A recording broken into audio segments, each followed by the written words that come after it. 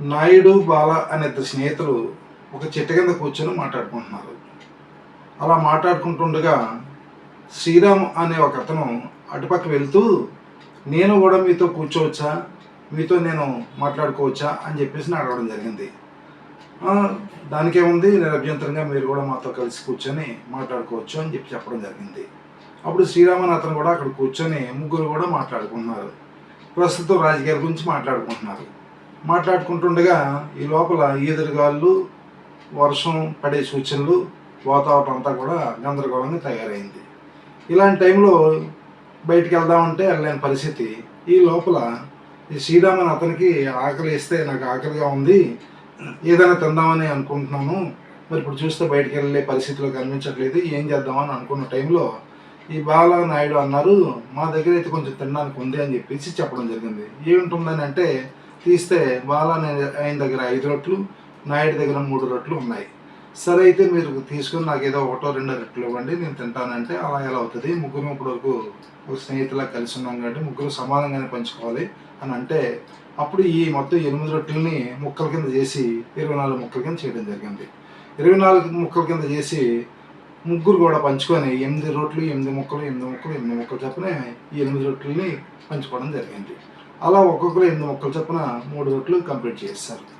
అంతా అయిపోయిన తర్వాత వాతావరణం సద్దుమణిగింది, ఈ వెళ్ళిపోవడానికి చీకటి పడుతుంది, వెళ్ళిపోవాలని నిర్ణయించుకున్నప్పుడు వెళ్ళిపోతే శ్రీరామ నాయన, మీరు నాకు చాలా ఎంతో ఆనందాన్ని పంచారు, అదేవిధంగా నా ఆకలి కూడా తీర్చారు, మీ స్నేహాన్ని నేను మర్చిపోలేను, అలాగే మిమ్మల్ని ఏ విధంగా కూడా మీరు ఉన్న నేను తీర్చుకోలేను, కాబట్టి ఇగో నా దగ్గర ఉన్నాయని చెప్పేసి ఒక 8 బంగారు నాణాలు తీసి ఆయనకి ఇవ్వడం జరిగింది. అక్కడ ఇస్తే అప్పుడు ఏంటంటే అతను వెళ్ళిపోయిన తర్వాత 8 బంగారు నాణాలను కూడా ఇద్దరు కూడా ఏం చేయాలని ఆలోచిస్తున్నప్పుడు, నా 4 నాణాలు నాకు ఇచ్చాయని చెప్పి నాయుడు అడగడం జరిగింది.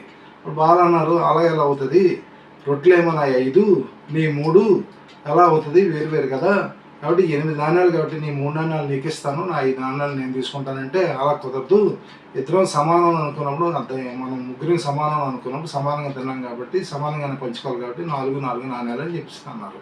అది కుదరకపోయి ఎంతైనా డబ్బు కదా, కుదరదు కదా.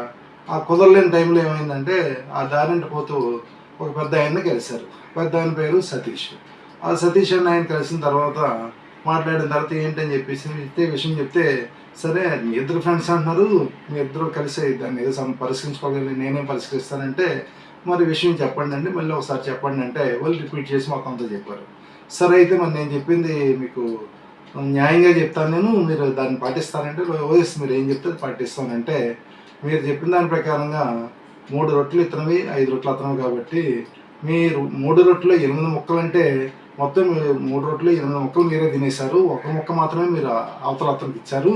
కానీ అతను అలా కాదు, 5 రొట్టెల్లో ఆయన తిన్నవి 8 ముక్కలు, అవతల అతనికి ఇచ్చినవి 7 ముక్కలు కాబట్టి ఒక నాణ్యం మాత్రమే నీకు వస్తుంది, మిగిలిన 7 నాణ్యాలు ఆయన చెబుతాయని చెప్పడం జరిగింది అన్నమాట. సో దీన్ని బట్టి మనకి ఏమర్థమవుతుందంటే, మన లెక్కలు ఒకలా ఉంటే దేవుడి లెక్కలు వేరేలా ఉంటాయి, ధర్మం ఒకలా ఉంటే న్యాయమైనది ఇంకోలా ఉంటుంది అన్నది మనకు అర్థమవుతుంది. ఈ నీతి మీకు ఏమర్థమవుతుందంటే, స్నేహితుల మధ్య లెక్కలు ఉంటే ఆఖరికి మనం ఎక్కడికి ఏ రకంగా ముగిసిపోగలుగుతుందో ఈ కథ చూస్తే మీకు అర్థమవుతుంది. కాబట్టి ఈ కథలో న్యాయం ఎంత ఉందో మీరు తెలుసుకుంటే అది మంచిది. ఈ కథ మీకు నచ్చినట్టయితే, ఈ స్నేహితుల లెక్కలు మీకు నచ్చినట్టయితే కామెంట్ చేసి, లైక్ చేసి, షేర్ చేయండి. Thank you.